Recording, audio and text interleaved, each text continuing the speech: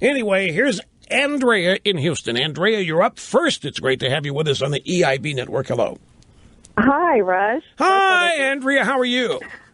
I'd like to thank you for keeping me sane in a very crazy world. Well, I'm glad that I'm keeping you sane. I'm questioning my own day to day. I do, too. So last night, I posted a question on Facebook. I said, if someone was born a male and ultimately wants to become a female or vice versa, and they don't have Jenner Kardashian money to pay for it, then what? Is the next step to make health insurance pay? Then what if someone is unhappy with the size of their nose, eyes, etc.? Will health insurance be forced to cover that too? Sadly, I did get a response saying that, yes, well, now, health insurance should pay for that. What? Health insurance should pay for what? For transgender surgery. You think so? I don't think so. Oh, I thought you just said it. You did. No. I said I didn't think so. I said, is that the next step if they can't afford it? Is that what this world is coming to? Oh, well, it already has in San Francisco. And if you want to look at San Francisco as a leading indicator, city employees in San Francisco who want sex change operations, it is part of their health care package. Oh, my. Or it was. Now, it was, and I don't know if it survived. If there were people that opposed it, and it was up for election with a particular member of the Board of Supervisors or whatever they call them. I don't know whether it survived. For the longest time, though, sex change surgery, transgender operations were a health care benefit for city employees in San Francisco.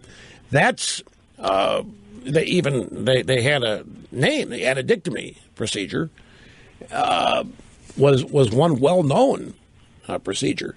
But no, you're thinking on this totally understandable because it's discriminatory. Hey, look, I am a woman, says a guy. I'm a woman. And it's not fair. And I need surgery to become who I really am. And it's discriminatory because I can't afford it. Wait. Much of public policy is trending in that direction. So I can see why you would think that it would be possible at some point. The Daily Beast, I mean, Andrew, just to tell you, the Daily Beast has a story now that says essentially Obamacare now does cover sex change operations. It already covers it. And you know who's paying for that, don't you? You know who's paying for Obamacare is all our combined taxpayers. So the Daily Beast claims that it's already the law of the land. But yeah, there's a larger question. Well, I don't know if it's larger, but there's another question too. If one day, if you're born a man and you say you're a woman, that makes you a woman. Where does this stop? I don't know, folks. I think this is we're a dangerous slope here.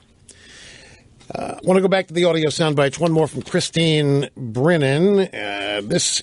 By the way, the ESPYs, the CNN version of the Academy Awards, Jenner's the award winner, the Courage Award. The Arthur Ashe Courage Award. Don Lemon speaking with sports analyst Christine Brennan about this whole episode.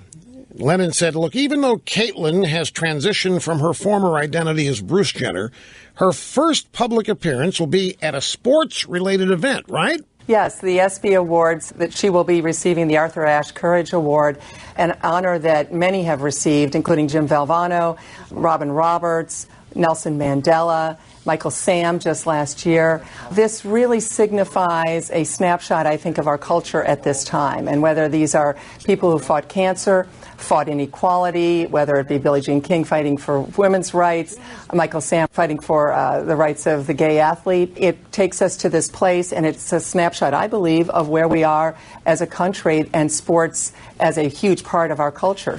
And I have to go back to the previous soundbite of hers. I'm not going to replay it, but she was following it with that comment. She said, once again, sports is taking us to a place we need to go as a nation to have a conversation.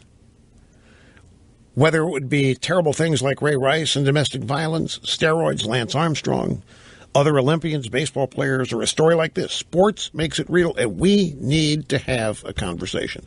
What does that mean? You know, when Eric Holder's, we need to have a conversation about race. We need to have a conversation now about transgender people. The hidden meaning is that we need to stand up and rise up against this discriminatory, bigoted majority who has stigmatized all of these people and made them feel horrible. We need to have a conversation about these bigots. We need to have a conversation about this discrimination that's taking place by all of these Americans. That's what it means.